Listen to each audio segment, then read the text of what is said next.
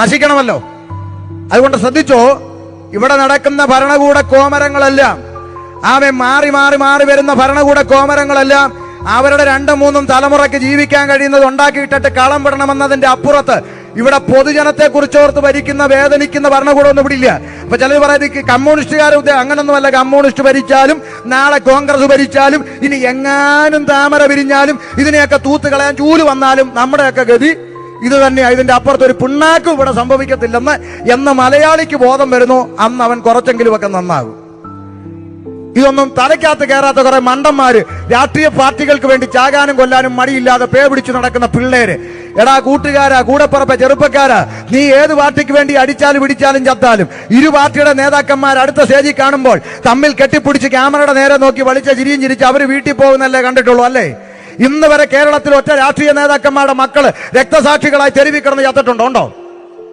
രാഷ്ട്രീയ നേതാക്കന്മാരുടെ മക്കൾ അമേരിക്ക, UK, ഓസ്ട്രേലിയ, കാനഡ പോയി പഠിച്ചു, നല്ല ജോലി മേടിച്ചു, നല്ല വീട് മേടിച്ചു, നല്ല കാറ് മേടിച്ച് അവര് നല്ല ശമ്പളം മേടിച്ചു, നന്നായി ജീവിക്കുന്നു. ഇടയ്ക്കിടയ്ക്ക് നേതാക്കന്മാർ മക്കളെ കാണാൻ ഫ്ലൈറ്റ് കയറുന്നു, മക്കളുമായി ഒന്നിച്ചിരുന്ന് ചിക്കനും മട്ടനും കടിച്ചു പറിക്കുന്ന വീഡിയോ പിടിച്ച് ഫേസ്ബുക്കിലും യൂട്യൂബിലും ഇടുമ്പോൾ ഇങ്ങകലെ കാട്ടാക്കട പെറ്റതള്ളക്ക് കഞ്ഞി കൊടുക്കാത്തവൻ വീഡിയോ കണ്ട് ലൈക്കും കമന്റ് പഠിച്ച് റോഡിൽ കിടന്ന് ചാകുന്നു. ഇതല്ലേ നമ്മൾ കണ്ടുകൊണ്ടിരിക്കുന്ന രാഷ്ട്രീയം? എടാ, എന്നാടാ നിനക്കൊക്കെ നേരം വിളിക്കുന്നത്? ആരാ നിനക്ക് വേണ്ടി കരയുന്നത്? 10 മാസം വയറ്റി ചുമന്ന പെറ്റതള്ളയുടെ കണ്ണും തോളി കൈയിട്ടോണ്ട് സ്കൂളിൽ പോയ കൂടപ്പറപ്പിന്റെ കണ്ണും കാലാകാലം നിന്നെ ഓർത്ത് കരഞ്ഞുകൊണ്ടിരിക്കുമെന്നതിനപ്പുറത്ത് ഒരു ചുക്കും ഇവിടെ സംഭവിച്ചിട്ടില്ല. ഉണ്ടോ? നിങ്ങൾ പറ. നാടകങ്ങൾ ഇവിടെ എല്ലാം നടന്നുകൊണ്ടിരിക്കുന്നത്. അപ്പൊ പൊതുജനത്തെ വെറും കഴുതകളാക്കിക്കൊണ്ട് മാറി മാറി വരുന്ന ഭരണകൂട കോമരങ്ങള് ഇമ്മാതിരി കാര്യങ്ങൾ ഇന്ന് മനുഷ്യനെ രക്ഷിക്കുമെന്ന് പറഞ്ഞ് ചുമ്മാ ഞങ്ങളെ ചിരിപ്പിക്കരുതെന്നാ പറഞ്ഞത്.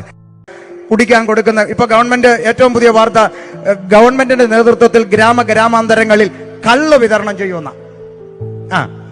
കള്ളെന്ന് പറയരുത്, പോലീസ് പിടിക്കും. പോഷകാഹാരം എന്ന് പറയണമെന്നാ മന്ത്രി പറഞ്ഞു. സോറി, ക്ഷമിക്കണം, തിരുത്തുന്നു. പോഷകാഹാരം.